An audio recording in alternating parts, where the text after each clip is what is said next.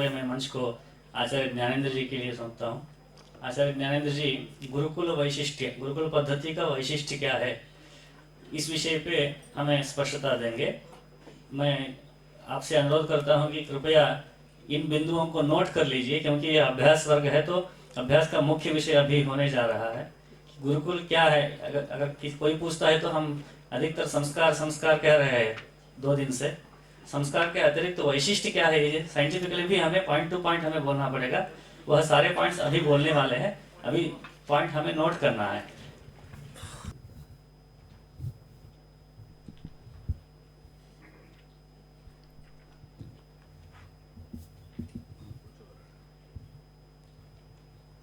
जो विषय कुछ विवादात्मक हैं उनको मैं प्रयास करूंगा कि स्पष्ट हो जाएं।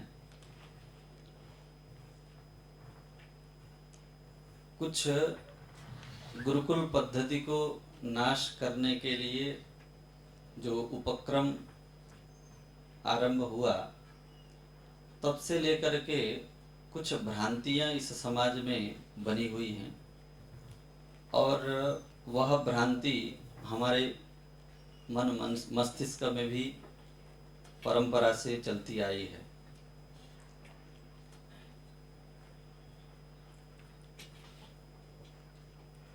समूह समूह जहाँ पर रहता है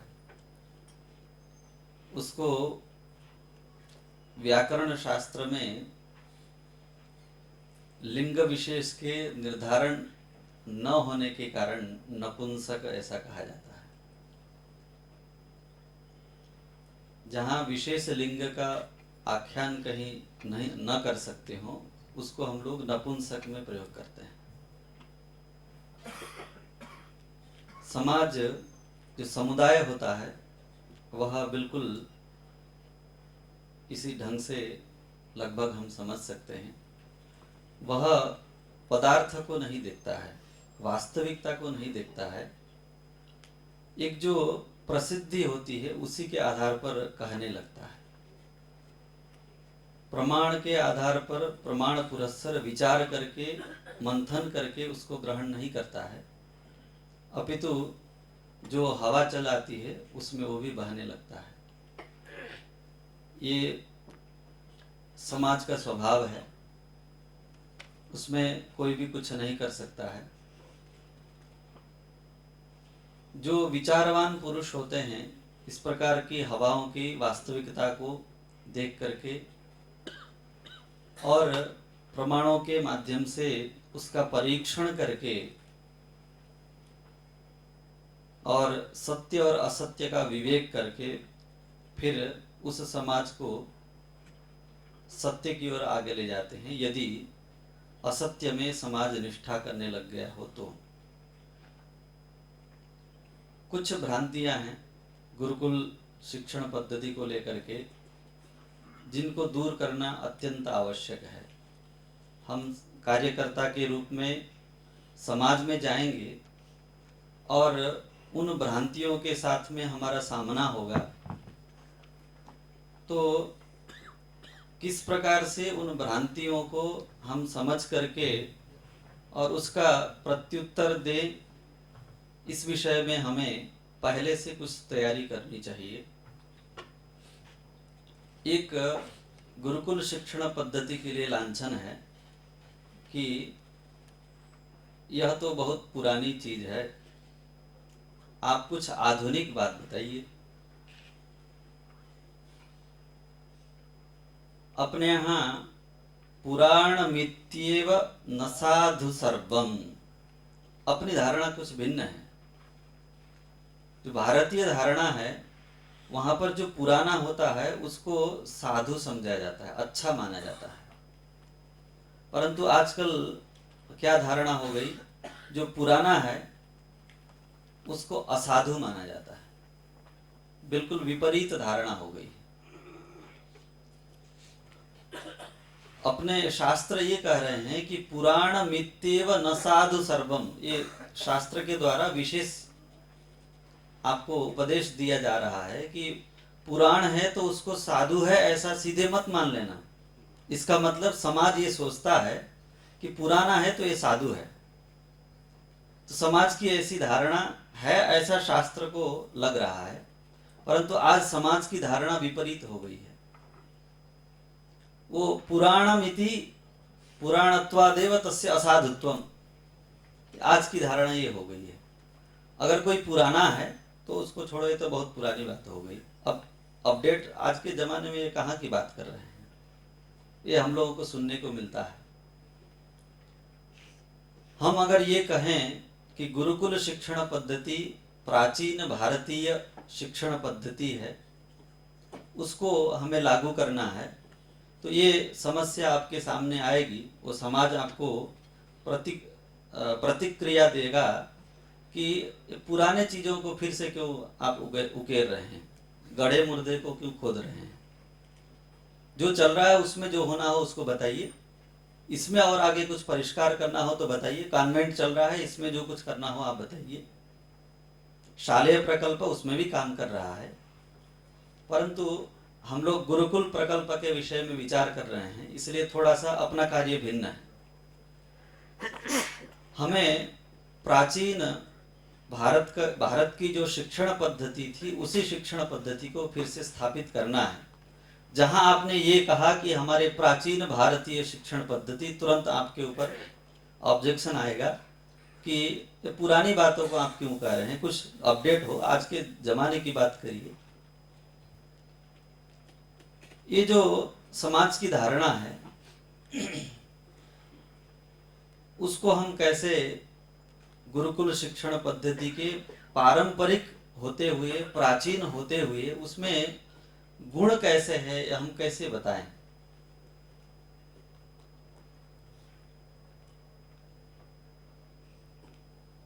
परंपरा शब्द का अर्थ प्रथमतः सही से समझना होगा। किसको हम परंपरा कहते हैं, किसको हम संप्रदाय कहते हैं, इसको पहले अच्छी तरह से समझना होगा। इस प्रकार का आक्षेप करने वाला जो समाज है उसको शायद परंपरा शब्द का अर्थ पता ही नहीं, संप्रदाय शब्द का अर्थ पता ही नहीं, इसलिए वह भ्रांत है। वो आपको इस प्रकार की प्रतिक्रिया दे रहा है। आप उसको परंपरा के विषय में कुछ कह सकते हैं।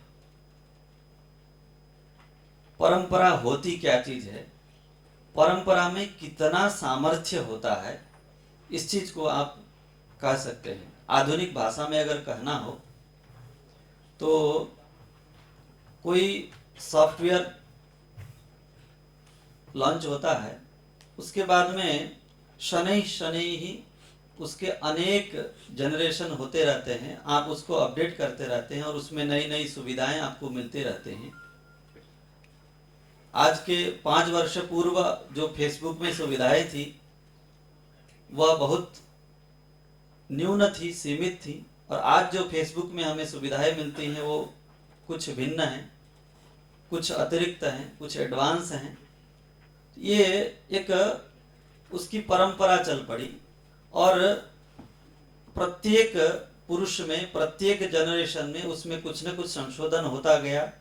कुछ जो दोष थे उनका अपाकरण किया गया और कुछ गुण थे उनका आधान किया गया और उसको अत्यंत मनोरम बनाया गया, जिससे व्यक्ति उसी के साथ 24 घंटा चिपके रहे। उसका वही प्रयोजन है। इसी तरह से शिक्षण पद्धति जो है वह भी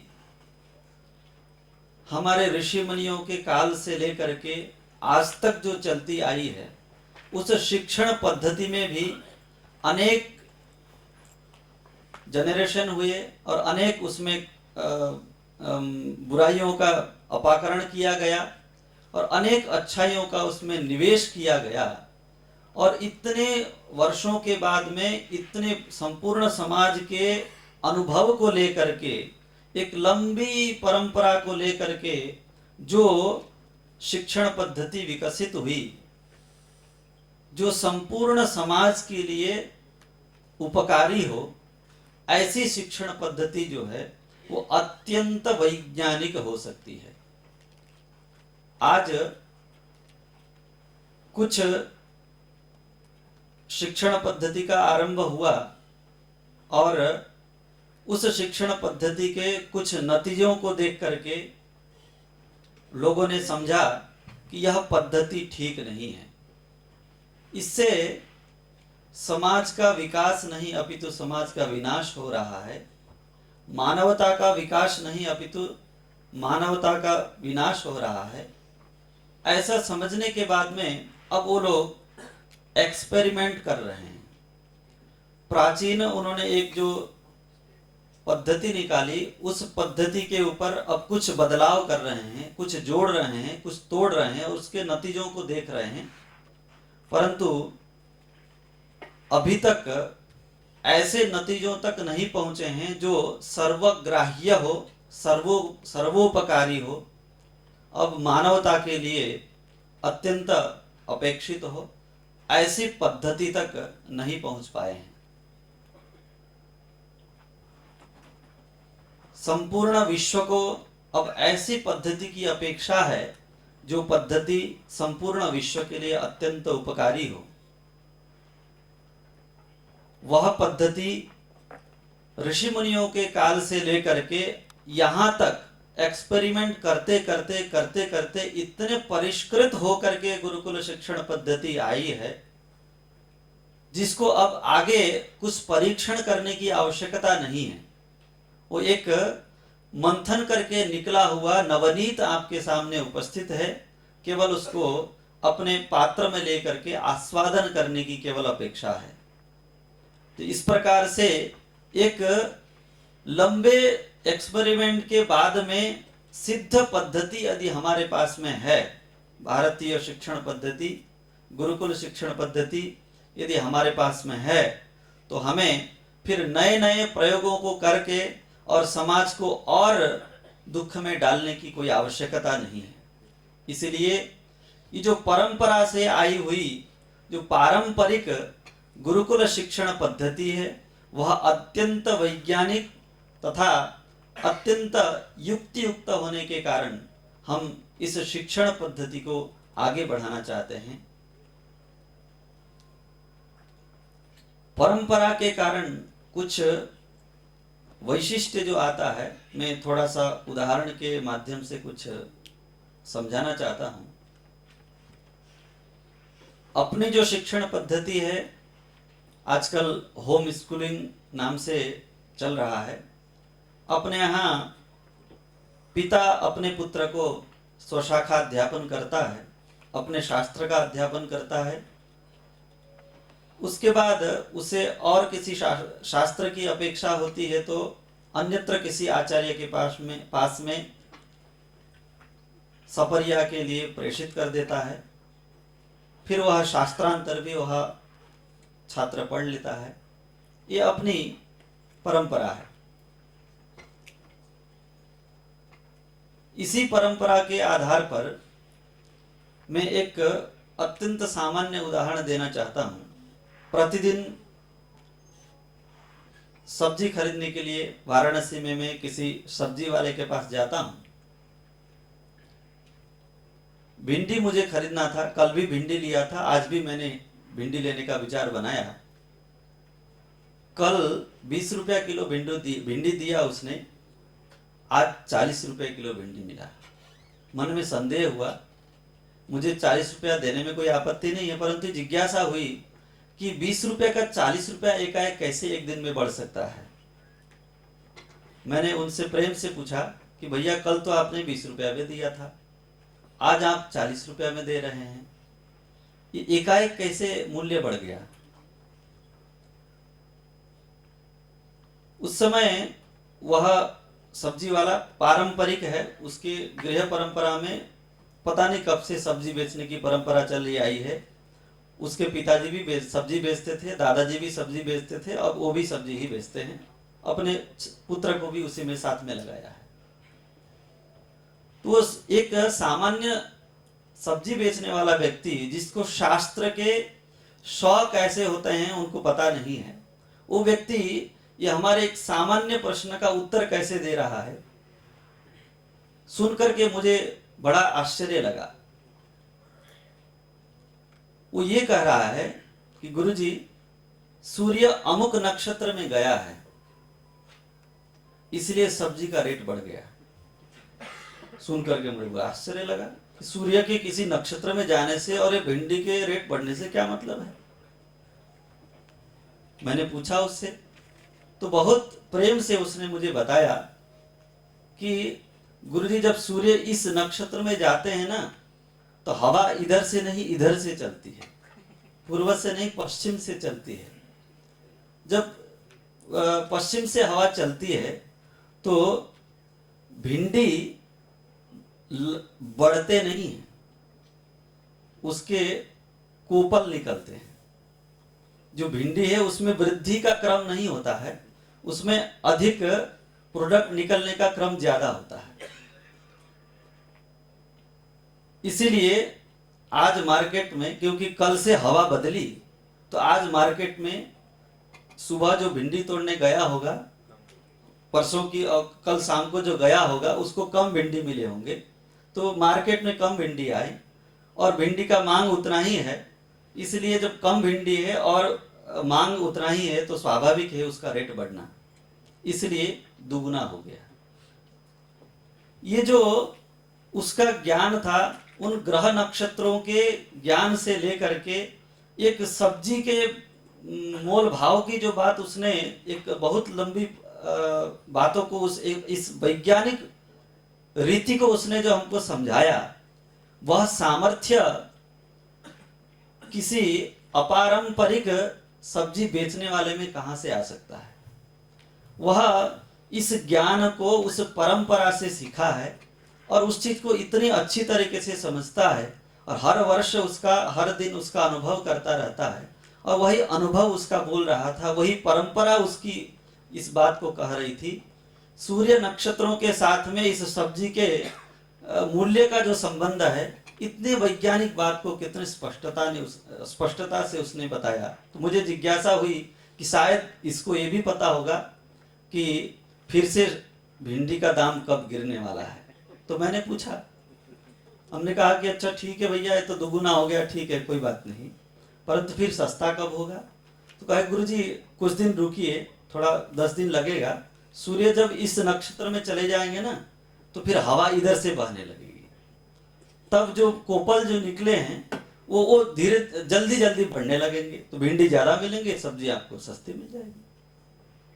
इतनी वैज्ञानिक बात एक सब्जी बेचने वाला भारत का सामान्य व्यक्ति, जिसको ज्योतिष के किसी भी शास्त्र से कोई लेना देना नहीं है, परंतु ज्योतिष की इतनी बड़ी बात कहता है, यह जो सामर्थ्य है, ये केवल परंपरा में ही इस प्रकार का सामर्थ्य है। इसलिए पारंपरिक है, पुराना है, इसलिए त्याज्य, अग्राह्य होना चाहिए। ये जो धारणा है, ये विपरीत धारणा है, इसको फिर से सुधार करके हमें उस श्लोक को चरितार्थ करने के लिए पुराण मित्येव न साधु सर्वम, इस श्लोक का जो विधेय पदार्थ है, आपको ये पता है, वो श्लोक ये समझ रहा है कि समाज को ये पता है कि पुराना है तो ये अच्छा समझ के ले लेते हैं, उसको सावधान कर रहा है कि पुराना है तो भी एक बार परीक्षण कर लीजिए, तब उसके बाद में उसकी साधुता और असाधुता का निर्णय करिए। इस श्लोक को चरितार्थ करने के लिए हमें उस समाज की धारणा को फिर से मार्ग पर लाना होगा कि पुराना जो होता है वो बहुत अच्छा होता है। इसलिए गुरुकुल शिक्षण पद्धति, क्योंकि विश्व की सबसे प्राचीन शिक्षण पद्धति है, प्राचीन शिक्षण पद्धति होने के कारण इसमें इतने परिष्कार हुए हैं कि अब यह शिक्षण पद्धति इतनी लचीली है कि हम किसी भी समाज में, किसी भी संप्रदाय में, किसी भी देश में, किसी भी भौगोलिक संरचना में इस शिक्षण पद्धति को लागू करेंगे तो वो पूर्णतः सफल निकलेगी। इसलिए हमें शिक्षण, प्राचीन जो पारंपरिक शिक्षण पद्धति, गुरुकुल शिक्षण पद्धति है, उसको समाज में फिर से, विश्व में व्यवस्थित करना है। दूसरा आक्षेप, गुरुकुल शिक्षण पद्धति कहते ही हमें एक गुरुकुल की संरचना सामने आती है और उसमें कुछ हमसे भिन्न और विचित्र वेशधारी बालक रहते हैं और दिन भर बैठ करके कुछ रटते रहते हैं। गुरुजी रटाते हैं और चेलाजी रटते रहते हैं। ये एक मानसिक धारणा समाज की बनी हुई है। कुछ दिन पहले ये बात स्पष्टतः कही भी जाती थी कि बच्चों को रटाना नहीं, रटना जो है बहुत बच्चों को टेंशन देता है, इसलिए बच्चों को रटाना नहीं, बच्चों को रटाना नहीं, बिना रटाए अध्यापन करना, ये सब बातें कुछ दिन पहले सुनने को मिलती रही। अभी भी अपने वैशिष्ट्य को वर्णन करने के लिए आधुनिक शिक्षण पद्धति के लोग भी ये बात कहते हैं। कदाचित उनको प्राचीन शिक्षण पद्धति, भारतीय शिक्षण पद्धति के साथ में अपनी शिक्षण पद्धति को तुलनात्मक व्याख्यान करना हो तो वे बहुत सरलता से इस विषय को लेते हैं कि प्राचीन शिक्षण पद्धति में रटा जाता था, रट्टा मार शिक्षण होता था, परंतु अब हमारे यहाँ ऐसा नहीं होता है। हम लोग पावर पॉइंट प्रेजेंटेशन से उस चीज को समझाते हैं, रटने की कोई आवश्यकता ही नहीं होती है। ये सब आजकल के लोग कहते हैं, परंतु और हमने भी इस चीज को स्वीकार कर लिया है कि प्राचीन शिक्षण पद्धति में रटन होता है। तो मुझे भी स्वीकार करना पड़ता था, परंतु मनीषी लोग अगर युक्तायुक्त का विचार करें सावधान मन होकर के और देखें तो ये समझ में आएगा कि गुरुकुल शिक्षण पद्धति बिल्कुल रटन के अनधीन है, उसमें रटन होता ही नहीं है। अब ये तो वदतो व्याघात है, देख रहे हैं कि अष्टाध्यायी ग्रंथों को बैठ करके रट रहे हैं और कह रहे हैं कि रटना नधीन है, तो वदतो व्याघात है। रटना नधीन में जो नय है उसका अल्पत्वम अर्थ लेना चाहिए। मैं स्पष्ट करता हूं, किसी भी विषय को व्यक्त करना है, अध्ययन करने के बाद में अधीत पदार्थ को आगे समाज में व्यक्त करना है, प्रस्तुत करना है। ऐसी स्थिति में कुछ हम अगर कहना चाहते हैं तो हमारे मन में कुछ होना चाहिए, तभी हम कह पाएंगे। यदि हमारे मन में कुछ है नहीं तो फिर कहेंगे क्या? इसलिए किसी भी विषय को प्रस्तुत करने से पहले मुझे कुछ अपने दिमाग में धारण करना चाहिए। इसलिए स्मरण जो है अत्यावश्यक है यदि हमको प्रस्तुति देनी हो तो। वो प्रस्तुति प्रयोगात्मिका भी हो सकती है, वह प्रस्तुति व्याख्यानात्मिका हो सकती है, वह प्रस्तुति विवादात्मिका हो सकती है। जिस किसी भी प्रकार की प्रस्तुति हो, उस प्रस्तुति में अगर मेरे मन में एक सिद्धांत स्थिर नहीं है तो मैं उस चीज को सही से निरूपण नहीं कर पाऊंगा। इसलिए किसी भी चीज को मुझे प्रस्तुत करना है तो मुझे अपने बुद्धि में कुछ सिद्धांतों को स्थिर करना होगा कि मैं इन सिद्धांतों के आधार पर बोलूंगा, तभी वह व्यक्ति अपना सिद्धांत सही से प्रस्तुत कर सकता है। इसका मतलब हमको स्मरण करना तो अत्यावश्यक है, बिना स्मरण के हम व्यवहार कर ही नहीं सकते। किसी व्यक्ति को अगर मार्ग बताना है, इधर का दक्षिण है कि वाम है, हमको बताना है, तो उसको भी हमको स्मरण करना होगा। वह स्मरण किस माध्यम से होगा वह अन्य विषय है, परंतु स्मरण अत्यावश्यक है, इतना स्पष्ट है। ऐसी स्थिति में हम रटन करते हैं गुरुकुल शिक्षण पद्धति वाले, और आधुनिक शिक्षण पद्धति वाले रटन अगर न करते हो, बिना रटन के अगर आधुनिक शिक्षण पद्धति चलती हो, तब तो हमें आज ही गुरुकुल शिक्षण पद्धति को छोड़ देना चाहिए। क्योंकि रटन जैसा कठिन कार्य गुरुकुल शिक्षण पद्धति में लगा हुआ है और आधुनिक शिक्षण पद्धति में ऐसा अगर नहीं है तो बिल्कुल हमें गुरुकुल शिक्षण पद्धति को छोड़ करके आधुनिक शिक्षण पद्धति का ही अवलंबन कर लेना चाहिए। परंतु क्या ऐसा है? आधुनिक शिक्षण पद्धति में रटन नहीं है, ऐसा है क्या? ऐसा बिल्कुल नहीं है। आधुनिक शिक्षण पद्धति में भी रटन है। प्राचीन शिक्षण पद्धति, गुरुकुल शिक्षण पद्धति में भी रटन है, रटा जाता है। उभयत्र स्मरण जो कार्य है उभयत्र चल रहा है। ऐसी स्थिति में हम ये कहें कि हमारे शिक्षण पद्धति में रट्टा मार नहीं होता है और इस शिक्षण पद्धति में रट्टा मार होता है इसलिए इसको छोड़ा जाए, इसको ग्रहण किया जाए, ऐसा नहीं कहा जा सकता है। क्योंकि ययोरेव समो दोषः परिहारस्तयो समः, दोनों का दोष समान है। इधर भी रटन हो रहा है, उधर भी रटन हो रहा है। ऐसी स्थिति में या तो दोनों का परित्याग हो और नए किसी शिक्षण पद्धति का आरंभ किया जाए जिसमें रटन न हो, यदि संभव हो तो, या फिर दोनों को ग्रहण कर लिया जाए, ये विकल्प अपने सामने रहता है। तो हमें क्या करना है? दोनों को छोड़ करके किसी एक ऐसी पद्धति का विकास करना है जिसमें रटन न होता हो, या फिर दोनों को ग्रहण कर लेना है। दोनों समान हैं इसलिए इसको भी ले सकते हैं, इसको भी ले सकते हैं। ये जो विकल्प है वह विनिगमना के न रहने पर हो सकता है। एकतर पक्षपातिनी युक्ति विनिगमना कहते हैं। दो समान पक्ष अगर सामने आते हैं तो एक पक्ष को खंडन करके अपर पक्ष को ऊपर उठाने के लिए कोई युक्ति अगर नहीं मिलती है, कोई लॉजिक अगर नहीं मिलता है, कोई तर्क अगर नहीं मिलता है, तो वैसी स्थिति में या तो दोनों को ग्रहण किया जाता है या फिर दोनों को छोड़ दिया जाता है। तो हमें ऐसी कोई युक्ति ढूंढनी होगी जो युक्ति इन दोनों में से किसी एक को ऊपर करे और एक को नीचे कर दे। रटन दोनों में समान है। अब हम ये देखेंगे कि दोनों में समान जो रटन है वो कितना इधर है और कितना इधर है। हम तुलना करके देखेंगे, हम गणना करके देखेंगे।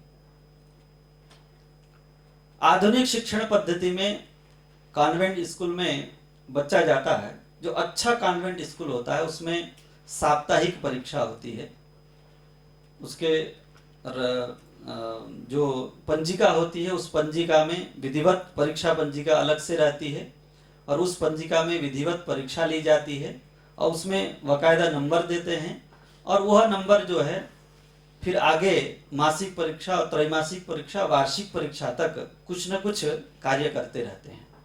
एक लंबी श्रृंखला के माध्यम से एक वर्ष के बाद में उसकी उत्तीर्णता निश्चय की जाती है। ये आधुनिक शिक्षण पद्धति की परीक्षा प्रणाली है।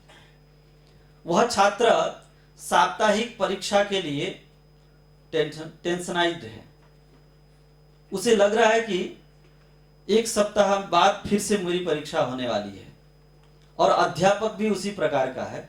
वो भी ये सोचता है कि मुझे परीक्षा लेना है, यदि लड़के पास नहीं होंगे तो मेरा इमेज खराब हो जाएगा। इसलिए वह यत्न कर रहा है कि लड़के, हमारे जो बच्चे सामने बैठे हैं वो कैसे पास हों। उसके लिए क्या करता है, 7 दिन तक किसी एक विषय को लेता है। प्रतिदिन उन बच्चों को अध्ययन करने के लिए कुछ अभ्यास करने के लिए कुछ देता है और स्मरण करने के लिए भी कुछ देता है। प्रतिदिन वो कुछ पंक्तियां स्मरण करता है। मान लीजिए वह एक दिन का 2 पंक्ति रटता हो, बहुत छोटी सी बात है। 2 पंक्ति रटना उसके लिए कोई बड़ी बात नहीं, बच्चा है 2 पंक्ति रटता है, खेलते खेलते भी रट लेगा, क्लासरूम में बैठा के उसको रटा देगा। तो 2 पंक्ति प्रतिदिन का रटता है और 7 दिन में 14 पंक्ति वो रट लिया। 14 को हम और कम कर देते हैं, 10 पंक्ति मान लीजिए 7 दिन में उसमें रटा। अब उसी 10 पंक्तियों के आधार पर उसको परीक्षा देना है। उसी 10 पंक्तियों में से उसको कुछ पूछा जाएगा और वो परीक्षा में लिख देगा, पास भी हो जाएगा। अब अगली जो साप्ताहिक परीक्षा है, उस साप्ताहिक परीक्षा में पिछली साप्ताहिक परीक्षा के 10 पंक्तियों से कोई संबंध नहीं है। ऐसी स्थिति में उसका आवर्तन करना, उसको स्मरण में रखना, ये किसी काम का चीज नहीं है, इसलिए उसको छोड़ देता है। अगली साप्ताहिक परीक्षा की तैयारी करता है, फिर से 10 पंक्तियां रटता है। वो प्रतिदिन, प्रति सप्ताह जो 10 पंक्ति रट रहा है वो एक विषय की 10 पंक्ति की बात हम कह रहे हैं। उसके पास में 7, 8, 9, 10 कुछ पेपर हैं, अलग अलग पेपरों में उसको पास होना है। कुछ हो सकता है ड्राइंग इत्यादि हो जिसमें कुछ चित्रात्मक कार्य हो, इसलिए कुछ पंक्ति रटना ना पड़ता हो। वैसी स्थिति में लगभग एक सप्ताह में 70 पंक्तियां 80 पंक्तियां वो रट रहा है, और प्रति सप्ताह उन पंक्तियों को छोड़ करके नए 70-80 पंक्तियों को रट रहा है, और यही क्रम संपूर्ण वर्ष भर चलता रहता है। कुछ अवकाशों को लेकर के हम अगर 10 महीने का मानते हैं तो एक महीने के सप्ताह के हिसाब से 40 सप्ताह लगभग हो गए, न्यूनतम हम लोग ले रहे हैं। 40 सप्ताह ले लिए, और प्रति सप्ताह 10 पंक्तियों का 80 पंक्तियों का रटन किया था, और 40 सप्ताह वो रटन करेगा। ऐसी स्थिति में 800 के 32 3200 पंक्तियां वो रट लिया साल भर में। कितनी पंक्तियां रटा? 3200 पंक्तियां। यदि अवास्तविकता हो तो बताइएगा, ऐसा अगर नहीं होता हो तो बताइएगा, मैं अगर गलत कह रहा हूं। कॉन्वेंट स्कूलों में आधुनिक जो शिक्षण पद्धति में उसमें ऐसा ही होता है ना, या और कुछ है? ऐसा ही होता है, ठीक है। क्योंकि मैं कॉन्वेंट में पढ़ा नहीं हूं, मैंने दूर से देखा है, हो सकता है मैंने गलत देखा हो, इसलिए पूछ रहा हूं। यदि ऐसा ही होता है तो एक वर्ष में उसने 3200 पंक्तियां रट लिया। 3200 पंक्तियों का मतलब एक पेज में अगर हम 20 पंक्तियों को रखते हैं तो आचार्य जी बताएंगे 3200 पंक्तियों का कितना पेज हुआ?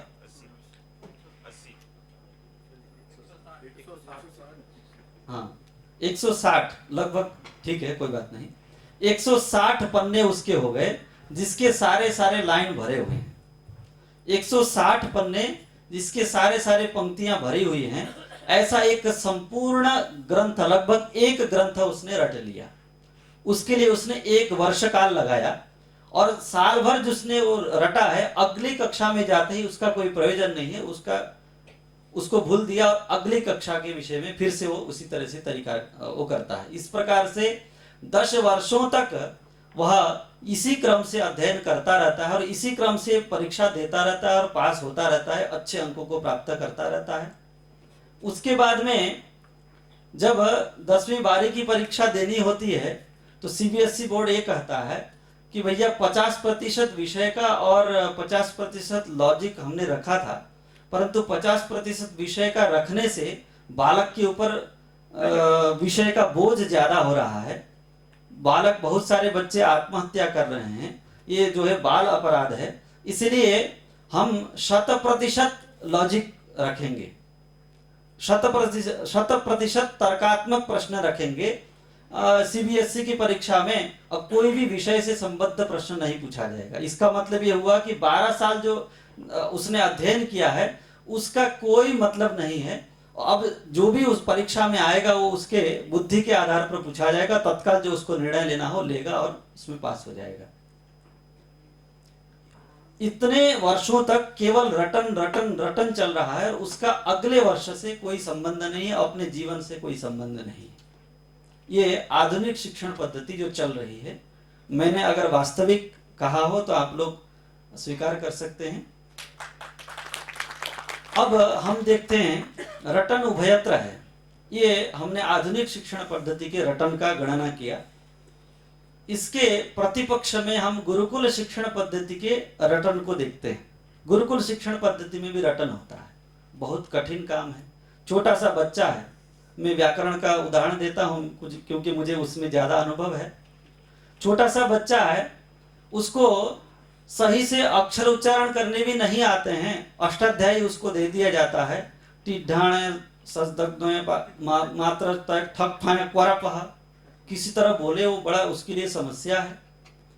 किसी तरह से उससे बुलवाया जाता है, उसके शब्द विच्छेद और उसके अर्थ से अभी कोई भेंट ही नहीं है।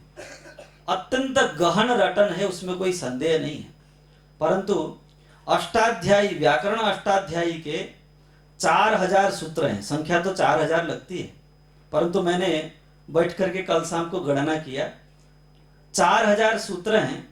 उन 4000 सूत्रों के अगर पृष्ठ संख्या में और उस एक वर्ष में अध्ययन करने वाला कॉन्वेंट के छात्र की तुलना अगर हम करते हैं, वैसी स्थिति में प्रथमतः हम ये विचार करते हैं कि ये 4000 सूत्रों को बच्चा रटता कितने दिनों में है।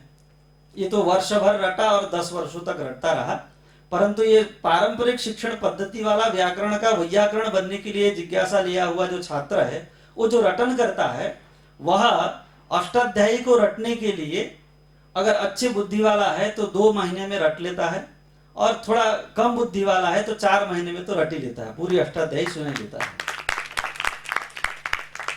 अब इसने रटा तो सही, उसने सप्ताह में कुछ रटा था, और इसने 3 महीने में, 2 महीने में, 4 महीने में कुछ रटा, एक ग्रंथ को उसने आत्मसात कर लिया। उस ग्रंथ का स्वरूप कितना है, स्वरूप को भी हम लोग आकलन कर सकते हैं। वह ग्रंथ 160 पेज का था, जिसके सारी पंक्तियां भरी हुई हैं, और हमारा 4000 जो सूत्र वाला ग्रंथ है वो केवल 100 पेज का है, परंतु उसकी पूरी पंक्तियां भरी नहीं है, सूत्र छोटे छोटे हैं, छोटे छोटे सूत्र हैं, 2 लाइन में है, जो प्रकाशित है उसकी बात कह रहा हूं। और उसका जो मूल ग्रंथ है वो केवल 100 पेज का लगभग है, 100 पेज का, जिसकी पूरी पंक्तियां नहीं भरी हैं, और केवल 4 महीने के काल में उसने रटन किया। यथावता उसका जीवन समाप्त नहीं हुआ, आगे क्या हो रहा है उसको भी देखना है। अब 4 महीने तक जिसने रटा, जिसका कोई अक्षर से उसको भेंट नहीं है, उसकी दूसरी आवृत्ति की जाती है पदविच्छेद। उसका पदविच्छेद करके सामान्य अर्थ और उदाहरण के साथ में सूत्र का संबंध करना। ये दूसरी आवृत्ति खत्म हुई। तीसरी आवृत्ति होगी कुछ विशेष अर्थों का, मनोरमा अथवा शेखर आदि के माध्यम से विशेष अर्थों का उद्भावन करना।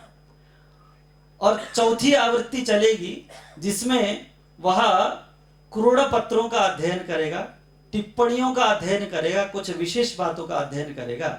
इस प्रकार से अष्टाध्यायी की वो प्राचीन व्याकरण पद्धति से हो अथवा नवीन व्याकरण पद्धति से हो, 4 आवृत्ति लगभग करता है। उसने जो रटा है, अष्टाध्यायी को रटा है, उसके बाद में अब उसको रटने के लिए कुछ नहीं बचा है। अब उन शब्दों को विचार करता है, उन शब्द के अंदर जो भाव छिपे हुए हैं, उन पाणिनि के भावों को विचार करता है, उन प्रयोगों के साथ में उन शब्दों का जो संबंध है, उन संबंधों को विचार करता है। वो केवल विचार है, केवल प्रयोग कर रहा है, वो केवल प्रयोग कर रहा है। अब उसको रटने के लिए कुछ नहीं है। मनोरमा की पंक्तियां उसको रटने की आवश्यकता नहीं है, वो सब कुछ उस सूत्र में दिखते हैं उसको।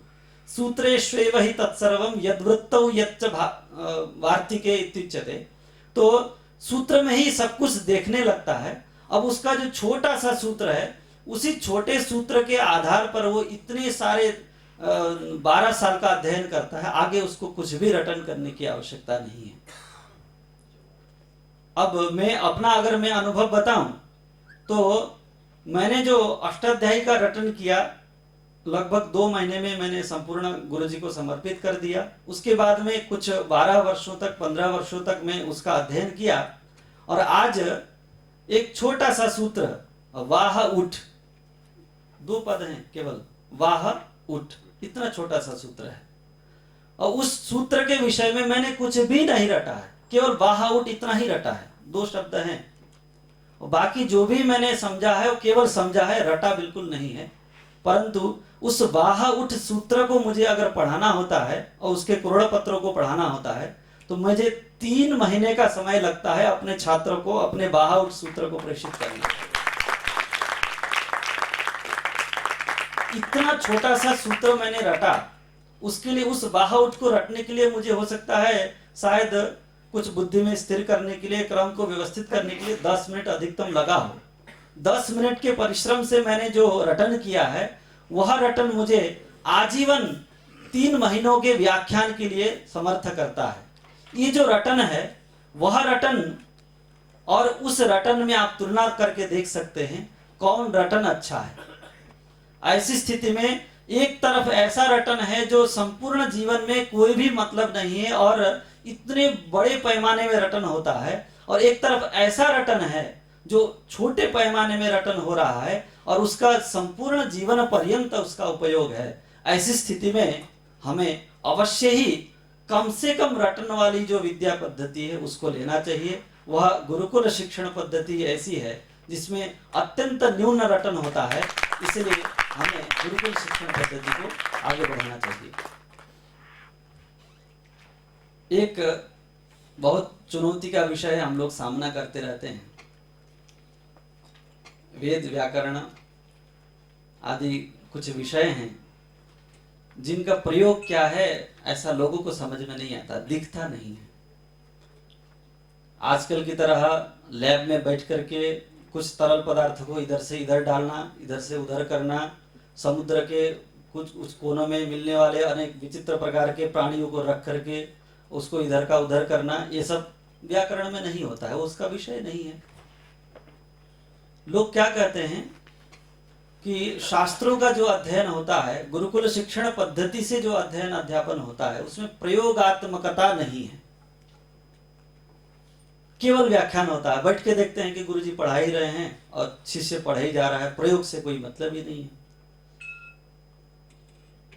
बिल्कुल प्रयोग से मतलब नहीं। एक चीज रटन में थोड़ा सा रह गया, ये तो मैंने व्याकरण की बात कही।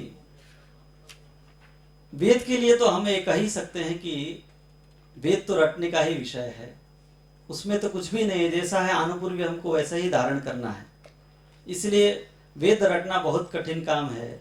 बाकी सब ठीक है, परंतु वेद वाले के लिए कुछ नई पद्धति हमारी चालू कर दिया जाए, ऐसा भी कर सकते हैं, क्योंकि हमारे तर्कों से कुछ आंशिक सिद्धि हो रही है, पूर्णतः सिद्धि नहीं हो रही है। ऐसी स्थिति में वो लोग ये कह सकते हैं कि वेद को आधुनिक पद्धति से पढ़ाया जाए, वेद को पढ़ाने के लिए नई पद्धति का विकास किया जाए, ऐसा कह सकते हैं, क्योंकि वेद में रटन के अलावा कुछ नहीं होता है, छात्र बोर हो जाता है। ऐसा वो लोग इसीलिए कहते हैं क्योंकि उन्होंने वेदाध्ययन परंपरा से किया नहीं है। हमारे सामने अनेक घनांती विद्वान पढ़े हुए हैं, सामने बैठे हुए हैं, उनसे अगर समीप में जाकर के पूछा जाए, मैं दत्तराज जी देशपांडे जी से ही पूछता हूं कि आपने अपने जीवन काल में घनांत ऋग्वेद का अध्ययन किया जो 10 मंडलों में विभक्त है, इतना बड़ा ग्रंथ का आपने स्वाध्याय किया, आचार्य काबरे जी बैठे हैं, 10 ग्रंथ संपूर्ण आपने रटन किया, आपके बुद्धि में है, तो किस तरीके से आपने रटन किया और इतना चीज आपके बुद्धि में बैठा है, उनसे जरा पूछा जाए नजदीक में जाकर के, तो स्पष्ट बताएंगे कि बच्चा मैंने जीवन में कभी रटा ये मुझे पता ही नहीं है। क्या देशपांडे जी क्या कहना है? सही बात है। हाँ, कब कैसे मेरे दिमाग में वो सारा वेद उतर गया मुझे पता ही नहीं है। ये हमारी शिक्षण पद्धति, जिसको आप कह रहे हैं कि वेद तो रटने का ही विषय, परंतु वेद बिल्कुल रटने का विषय नहीं है। अभी तो हमारे यहाँ तो वेद को रटन करने में प्रायश्चित्त की संभावना है। कैसे, मैं बताता हूं। वेद स्मरण करना अच्छी बात है, परंतु वेद का विस्मरण होना प्रायश्चित्त जनक ग्रंथों में लिखा है। यदि हम रटन करते हैं तो स्वभाव है कि कुछ दिन बाद उसका विस्मरण होता है, इसका मतलब हम प्रायश्चित्त के भागी बनेंगे। तो सीधा ये निकल रहा है कि वेद को नहीं रटना चाहिए, क्योंकि रटने के बाद निश्चित है कुछ दिन में विस्मृत होगा। तो क्या करना चाहिए, फिर क्या करना है? तो आचार्य जी, सभी आचार्यगण स्पष्ट कह सकते हैं कि हम लोग वेद का रटन नहीं करते हैं, वेद का अभ्यास करते हैं। कैसे वेद को बोलना है, एक गुरु जी के सामने बैठ करके हम सीखते हैं, और सीखते सीखते वो वेद कब हमारे बुद्धि में प्रविष्ट होता है हमको पता ही नहीं है। आपको लगता होगा कि दिन भर बैठ करके तो रटे ही जा रहे हैं, रटे ही जा रहे हैं, ऐसा बिल्कुल नहीं है। उनको जरा समीप में जाकर के देखिए और उनसे पूछिए वो क्या कर रहे हैं। वो रटन नहीं कर रहे हैं, वो वेद का अभ्यास कर रहे हैं, एक एक अक्षरों का सही से उच्चारण करने के लिए अभ्यास कर रहे हैं, उतने मात्र से वेद उनके अंदर प्रविष्ट हो जाता है। ये जो हमारी पारंपरिक शिक्षण पद्धति है, उस शिक्षण पद्धति में बिल्कुल भी रटन नहीं है, इसलिए हमें इस शिक्षण पद्धति को अवश्य अवलंबन करना चाहिए। मैं अगले टॉपिक पे जाता हूं। बहुत बड़ा लांछन है, प्रयोग नहीं रहे, लैब नहीं है। यूजीसी से महाविद्यालय के लिए कोई ग्रांट मंगाते हैं तो यूजीसी कहती है कि आपके यहाँ कोई लैब है क्या? हम किसके लिए ग्रांट दें? आपके यहाँ कंप्यूटर लैब नहीं है, आपके यहाँ साइंस लैब नहीं है, हम किसके लिए ग्रांट दें? हम वैयाकरण हैं, हमको उस कंप्यूटर लैब से और हम उसको वो साइंस लैब से हमें क्या करना है? हम जिस विज्ञान का अध्ययन कर रहे हैं उसके लिए जो प्रयोग की आवश्यकता है, जिस भाषा विज्ञान का अध्ययन कर रहे हैं, संपूर्ण विश्व की भाषा का विज्ञान का जो हम अध्ययन कर रहे हैं, उच्चारण विज्ञान का जो अध्ययन कर रहे हैं, शब्द विज्ञान का जो हम अध्ययन कर रहे हैं, उसके लिए उस कंप्यूटर लैब की और आधुनिक साइंस लैब की हमें आवश्यकता ही नहीं है। तो आप कहेंगे फिर भी प्रयोग तो आपके यहाँ नहीं है, खाली आप रटते होंगे, कुछ बताते होंगे, कुछ सुनते होंगे। ऐसा बिल्कुल नहीं है। आदरणीय कापरे गुरुजी बैठे हैं, श्रौत विषय में महान अवदान उनका है। मैं जब छात्रों को श्रौत पढ़ाने के लिए आगे बढ़ता हूं तो मुझे हाथ में पुस्तक की अपेक्षा नहीं रहती है, अपितु सबसे पहले प्रथम दिन अगर मैं ये सोचूं कि चलो आज पुस्तक नहीं है, आज कुछ ऐसे ही पढ़ लेते हैं और कल से फिर कुछ चालू करेंगे, अगर मैं ऐसा सोचूं तो मुझे अध्यापन आरंभण करने के लिए कोई विषय नहीं मिलता है। क्यों? क्योंकि जिसको वेदी के विषय में अभी कोई खबर नहीं है, जिसको श्रुचि के विषय में अभी कोई खबर नहीं है, मैं उसको क्या बताऊं? श्रौत यज्ञ के विषय में क्या बताऊं मैं? अग्नि कौन है, कहाँ कौन से अग्नि रहते हैं, जिसको पता ही नहीं है उसको मैं श्रौत यज्ञ के विषय में प्रथमतः क्या जानकारी दूं? मेरे पास में कोई विषय नहीं रहता है। इसीलिए मुझे क्या करना होता है, जिस व्यक्ति को श्रौताध्ययन की जिज्ञासा हो उसको प्राथमिक कक्षा का मतलब मैं सीधे उसको प्रयोगशाला में ले जाता हूँ। यज्ञशाला ही मेरी प्रयोगशाला है, क्योंकि श्रौत का प्रयोग वही होता है। मैं सीधे उसको प्रयोगशाला में ले जाता हूँ और ये बताता हूँ कि ये आवसथ्याग्नि है, ये गार्हपत्याग्नि है, यह दक्षिणाग्नि है, यह आहवनीयाग्नि है, ये वेदी है, यह उत्कर है, इधर ब्रह्मा बैठते हैं, इधर यजमान बैठते हैं, यह श्रुचि है, यह श्रुव है, यह प्रोक्षणी है, यह प्रणीता है। मैं पदार्थों का परिचय कराता हूँ। उसके बाद में तब उसके बुद्धि में जब वह विषय बैठ जाता है तो फिर उसके बाद तब मैं ग्रंथ का आरंभ करता हूँ। और ग्रंथ का आरंभ भी ऐसे नहीं करता हूँ बैठ करके फिर से व्याख्यान दूं, क्योंकि उस व्याख्यान का कोई प्रयोजन नहीं। श्रौत जो विषय है उसका प्रयोजन है, उसका प्रयोग करें।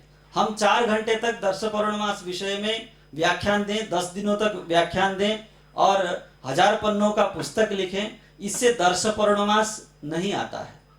दर्श पौर्णमास अगर सीखना है तो श्रुचि कैसे पकड़ना है उसको सीखना पड़ेगा। इसलिए मैं उसको दर्श पौर्णमास अगर सीखना है तो पहले मैं उसको श्रुचि क्षमाता हूँ कि भैया इसको श्रुचि को समझ पकड़ लीजिए, कैसे पकड़ना हो उसको सीखिए। पाद संचालन कैसे करना है, किधर से किसका संचर है उसको जरा समझिए और संचर करके हमको बताइए, यहाँ से जाइए, इधर से वापस आइए। हमको प्रयोगशाला में सीधे जाना पड़ता है और प्रयोग के माध्यम से जब वो ये बात समझ लेता है तब मैं सूत्र की कुछ बात कहता हूँ, कुछ मंत्रों की बात कहता हूँ। उसके बाद में उन सूत्र और मंत्र और प्रयोग को मिल करके वो फिर व्यक्ति तैयार होता है, तब दर्श पौर्णमास के लिए योग्य एक अध्वर्यु तैयार होता है। ये मेरे अध्यापन पद्धति, मैंने भी इसी प्रकार से पढ़ा है और मैं भी इसी प्रकार से पढ़ाता हूँ। इस प्रकार साक्षात प्रयोग में जाकर के ही हमारी विद्या का आरंभ होता है, जबकि आधुनिक अध्ययन पद्धति तो ऐसे बिल्कुल नहीं। इंजीनियर बनना है, सबसे पहले आईआईटी निकालना है, उसके लिए कोचिंग क्लास करने पड़ेंगे। कोचिंग क्लास में इंजीनियरिंग का कोई प्रयोग नहीं, वो व्याख्यान होता है, ये आता है लेक्चर देता है, दूसरा आता है लेक्चर देता है, तीसरा आता है लेक्चर देता है। कुछ लेक्चरों से कुछ जानकारी इकट्ठा किए, अब परीक्षा के लिए योग्य हो गए, कुछ बात लिख करके कुछ पास हो गए। अब क्लासरूम चालू हुआ, 4 वर्ष का समय है, 4 वर्ष 6 वर्ष जितना जिसको पढ़ना है, उसमें भी प्रयोग से कोई भेंट नहीं है। प्रयोगशाला अभी है नहीं, उनकी प्रयोगशाला, उनको लगता है कि हम प्रयोगशाला में हैं, परंतु उनकी वास्तविक प्रयोगशाला क्या है? उद्योग, फैक्ट्री जिसको कहते हैं, वो उनकी वास्तविक प्रयोगशाला है जिसमें जाकर के उनको काम करना है। अभी उनसे 4 साल तक कोई भेंट नहीं है। लास्ट सेमेस्टर जो 6ठा सेमेस्टर रहता है उसमें उनको कंपनी में जाने की अनुमति दी जाती है। 4 साल तक वो बैठ करके केवल लेक्चर ही सुनता रहता है और कुछ चित्रों के माध्यम से किसी तरह से वो सीखता रहता है। उसके बाद में 4 साल के बाद, माने पूर्व तैयारी के बाद में परीक्षोत्तीर्ण होने के बाद 4 साल अध्ययन करने के बाद तब उसको प्रयोगशाला में ले जाया जाता है। और हमारे यहाँ बिल्कुल ऐसा नहीं है। हमें व्याकरण शास्त्र पढ़ना है तो कुछ संज्ञा प्रकरण को अगर हमें आगे बढ़ाना है तो हलंत्यम कौमुदी के रीति से हलंत्यम को मुझे अगर पढ़ना है तो उसको प्रयोग सिद्ध करने का ही अण प्रत्याहार सिद्धि करने का हम उपाय सिखाते हैं कि अण जो ये प्रयोग है, अण पाणिनि का जो अण प्रयोग है, उस अण प्रयोग को हम कैसे सिद्ध कर सकते हैं। सीधे हम प्रयोग पर कूद जाते हैं। मैं और विशेषतः कहना चाहता हूं कि हमारे प्राचीन शिक्षण पद्धति की इतनी प्रयोगात्मकता है कि सरकार को ये खबर ही नहीं है कि ये अध्ययन चल रहा है या फिर और कुछ हो रहा है। मैं प्रयोगात्मकता के ऊपर एक कहना चाहता हूं। अभी धनुर्वेद का सत्र हुआ काशी में। हम लोगों ने धनुर्वेद के अनेक गुरुकुलों का विजिट किया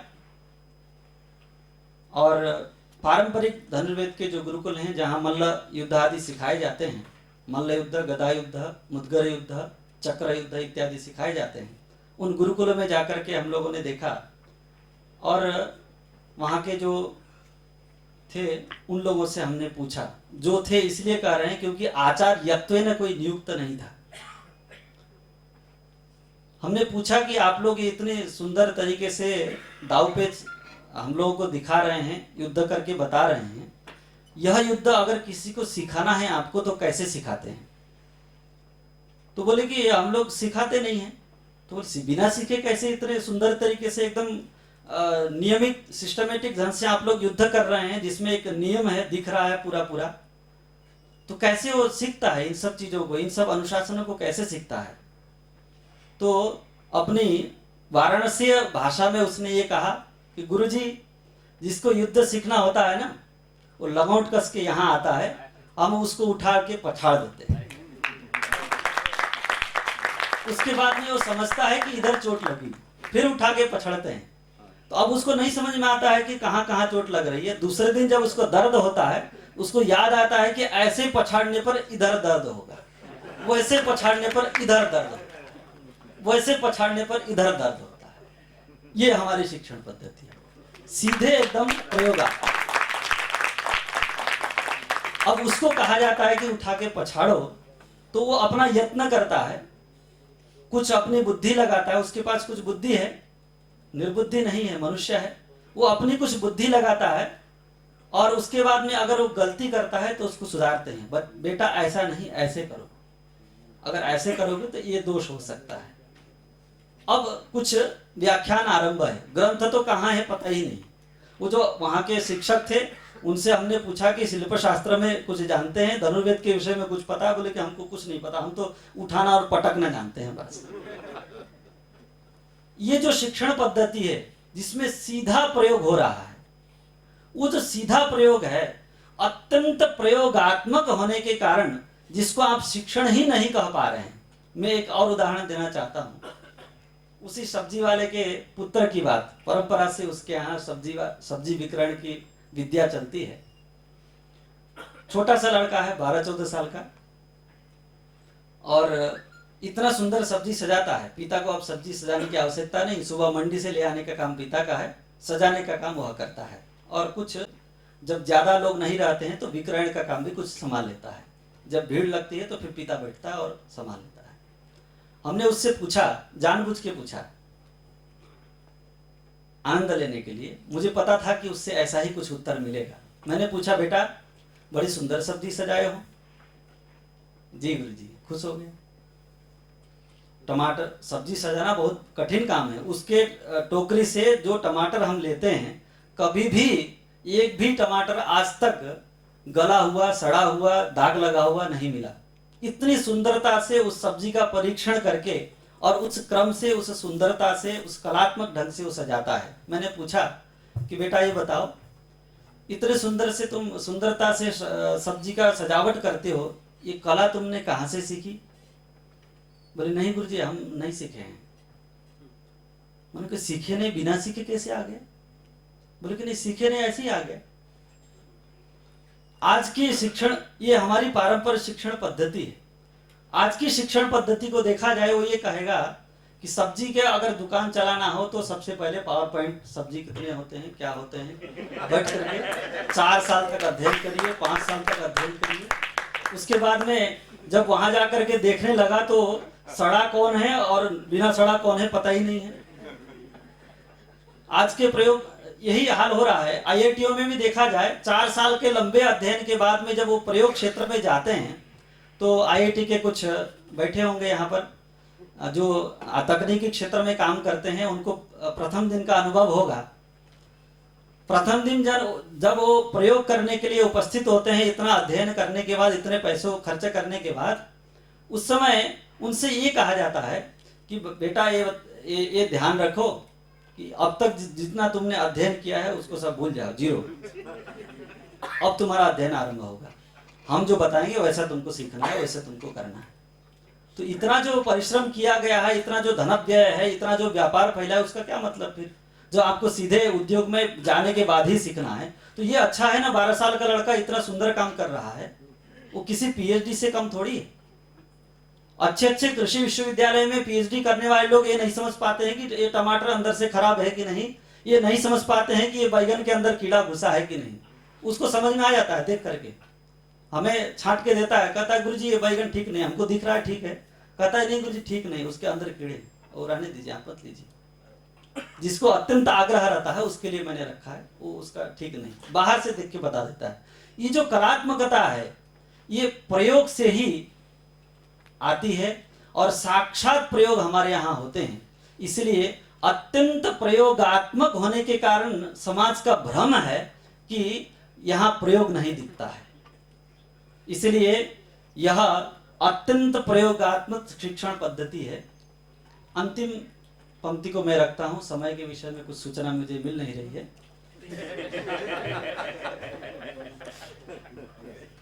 तो अंतिम पंक्ति को मैं बहुत छोटे में कहता हूं।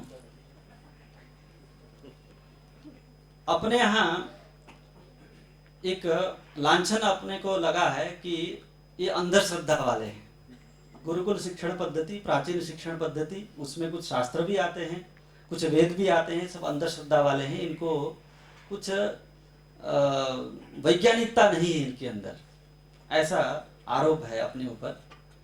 परंतु वास्तविकता ऐसी नहीं है। कल हमारे आचार्य ने भी इस बात को स्पष्ट करने का प्रयास किया।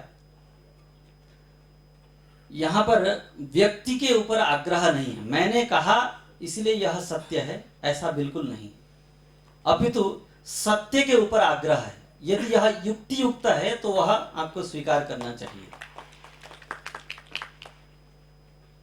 भगवान याज्ञवल्क्य संपूर्ण याज्ञवल्क्य स्मृति में धर्माधर्म का निर्णय करने के बाद में अंतिम में क्या कहते हैं, उनका विनय को देखिए। जो साक्षात भगवान विवस्वान से चारों वेदों को प्राप्त किए हैं और इतना बड़ा उनका यश है, वह व्यक्ति कितनी विनम्रता से कह रहा है, युक्ति युक्तम वचो ग्राह्यम न ग्राह्यम गुरु गौरवात।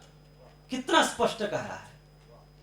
मैंने जो कहा वह अगर युक्ति युक्त हो तो अवश्यम आपको ग्रहण करना चाहिए। मैं बड़ा व्यक्ति हूं, मैंने बहुत कुछ अध्ययन किया है, इसलिए मैंने कह दिया, इसलिए आपको नहीं स्वीकार करना है। आप प्रत्येक वचन को युक्ति से आप परीक्षण करें। परीक्षण करने के बाद में आपको यदि लगता है कि यह ग्राह्य है, युक्ति युक्त है, वैज्ञानिक है, तो आप उसको स्वीकार करें, अन्यथा बिल्कुल ना स्वीकार करें। ये उनका आदेश है। हमारे यहाँ जिस ईश्वर के आधार पर संपूर्ण हिंदू सनातन धर्म टीका हुआ है, उसी को प्राप्त करने के लिए हम लोग अनेक प्रकार के यत्न करते रहते हैं, संपूर्ण जीवन को उसी की अभिलाषा में बिताते हैं। उस ईश्वर को भी यदि युक्ति से सिद्ध नहीं होता है तो कदाचित हम स्वीकार नहीं करेंगे, ऐसा प्रतिज्ञा करते हैं हमारे आचार्य। जिसके आधार पर हमारा संपूर्ण साहित्य टिका हुआ है, संपूर्ण वेद टिका हुआ है, उस ईश्वर को भी यदि हम युक्ति से सिद्ध नहीं कर पाए तो हम उसको स्वीकार नहीं कर सकते हैं। ऐसी प्रतिज्ञा हमारे आचार्यों की है। और उसके बाद में उस ईश्वर को युक्ति से सिद्ध करके बताते हैं कि ईश्वर नाम का भी कोई ऐसा पदार्थ है जिसको आपको इन युक्तियों के कारण स्वीकार करना चाहिए। इतना लचीलापन केवल अपने और केवल भारतीय और केवल गुरुकुल शिक्षण प्रणाली में ही ऐसा हो सकता है। हमारे अध्ययन के क्रम में अपने आचार्यों के साथ में जो बैठ करके अध्ययन किए हैं, उन छात्रों को, उन आचार्यों को स्पष्ट अनुभव है कि हम ये सोचते हैं कि छात्र अगर हमसे प्रति प्रश्न नहीं करता है, हमसे अगर विवाद नहीं करता है, तो हमें संदेह होता है कि इसको कुछ समझ में नहीं आ रहा है। आजकल की क्या रीति है, आजकल ये कहते हैं कि अगर बोला तो बट किसी तरह से उसको चुप कराना है। ये अनुशासनहीनता करता है, बीच में पूछता है, लेक्चर खत्म नहीं हुआ अभी बीच में पूछ लिया। हमारे छात्रों के पास में बिना समझे सुनने की बिल्कुल आदत नहीं, वो युक्ति से विचार करते हैं। मेरे आचार्य की मैं बात करूं और उसको कहते हुए मैं अंतिम में समाप्त करता हूं। मैं जब व्याकरण पढ़ रहा था, गुरुजी मेरे पढ़ाते हैं, और पढ़ते पढ़ते कुछ मेरे मन में संदेह आ गया। गुरुजी ने जो कहा उस विषय का मैंने किसी ग्रंथ में जो अध्ययन किया था उस विषय से कुछ विरोध हो रहा है। मेरे चेहरे को देख करके गुरुजी ने समझा कि कुछ गड़बड़ है। तो सभी लोगों ने समझा, हाँ समझा। कहे कि इसको नहीं समझ में आ रहा है। तो बोली क्या बात है बताओ, क्या देख के आए हो, क्या पढ़ के आए हो? लगता है तुम पदमंजरी देख के आए हो। उनको आभास है कि मैंने जो बात बताई है उसका वहां से विरोध हो सकता है, इसलिए वो कह रहे हैं कि लगता है पदमंजरी देख के आए हो। सही बात है। तो मैंने कहा जी गुरुजी, मैंने पदमंजरी देखा था, इस ग्रंथ का जो आज चलने वाला है, और उसमें कुछ ऐसी बात लिखी थी जिसके साथ में आपका विरोध हो रहा है। मैंने मुखर होकर के उस बात को स्पष्ट किया। तो उन्होंने प्रश्न रखने की अनुमति देने के बाद मैंने प्रश्न रखा। उसके बाद में गुरुजी ने बहुत प्रेम से उसका उत्तर दिया।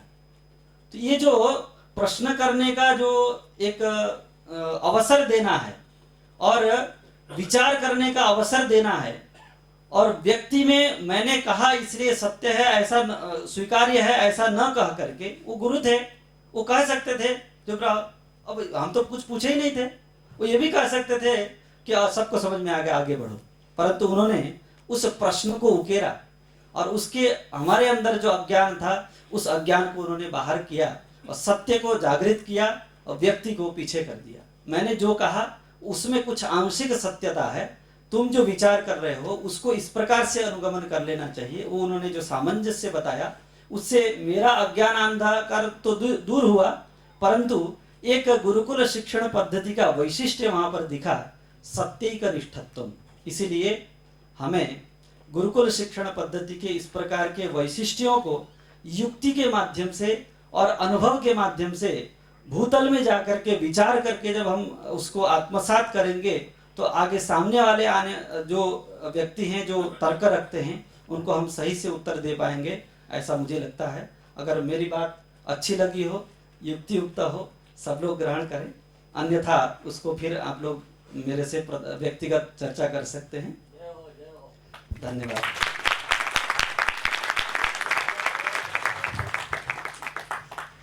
आचार्य जी को धन्यवाद। आचार्य जी ने प्रारंभ में एक बात कहा कि जो प्राचीन है वह सब बुरा है, ऐसा जो मान्यता है, मान्यता सर्वत्र व्याप्त है ऐसा कह रहे हैं। इसका कारण यूरोप का इतिहास में है। उनका जो 16वीं शताब्दी का जो रेनेसांस इत्यादि जो भी हुआ है यूरोप में, उस ऐतिहासिक अनुभव के आधार पर मॉडर्निज्म, पोस्ट मॉडर्निज्म जो भी है, जो पुराना है वो अनसाइंटिफिक है, ऐसा उनका मत है। क्योंकि रिलीजन और साइंस के बीच में कॉन्फ्लिक्ट है, रिलीजन और ह्यूमनिज्म के बीच में कॉन्फ्लिक्ट है, कई सारी चीज़ों के साथ रिलीजन का कॉन्फ्लिक्ट है। रिलीजन पुराना है, इसलिए हम रिलीजन को नहीं मानते, हम मानवतावादी है। यानी मानवता जो है वो रिलीजन से उच्च मूल्य है उनके लिए। और जो रिलीजन में मानते हैं फिर भी एजुकेटेड है तो कहते हैं अरे तुम एजुकेटेड हो फिर भी रिलीजियस हो, यानी एजुकेटेड पर्सन को रिलीजियस नहीं होना चाहिए, ये उनका मौल्य है। ये क्योंकि रिलीजन और साइंस के बीच में, रिलीजन और मानवता के बीच में, मानव मस्तिष्क के बीच में जो कॉन्फ्लिक्ट है, उसी कारण यूरोप का जो जीवन के प्रति दृष्टिकोण है, उसी दृष्टिकोण से हम भारतीय भी अपने विधाओं को देख रहे हैं उस कारण से यहाँ पर ऐसी स्थिति नहीं है। यहाँ पर ज़्यादा जो अध्ययन है, ज़्यादा जो विद्वान बनते हैं वो ज़्यादा धार्मिक बनते हैं, मगर वहाँ पर ऐसा नहीं हो सकता। जो ज़्यादा तार्किक है, जो ज़्यादा साइंटिफिक है, वो रिलीजियस नहीं होता है। इस कारण से ये जो पूर्व पक्ष हमें करना चाहिए, इस प्रकार यूरोप का अगर हम पूर्व पक्ष करेंगे तो हम हमारी जो समस्या है उस समस्या का नितांत हमें समाधान प्राप्त हो सकता है। इन सभी बातों को यूरोप का पूर्व पक्ष करने के बाद जो हमें प्राप्त होता है, इन बातों को अगर हम दुनिया के सामने रखेंगे, समाज के सामने रखेंगे, तो ही गुरुकुल पद्धति की स्वीकार्यता होगी। हम केवल गुरुकुल पद्धति में संस्कार मिलते हैं, स्कूली पद्धति में संस्कार नहीं मिलते हैं, यही बात बार बार कहते रहेंगे तो उसमें कुछ नहीं हो पाएगा। हमें सिस्टमेटिक अप्रोच करना ही होगा। सिस्टमेटिक अप्रोच के बगैर यह कार्य सिद्धि नहीं हो सकती है।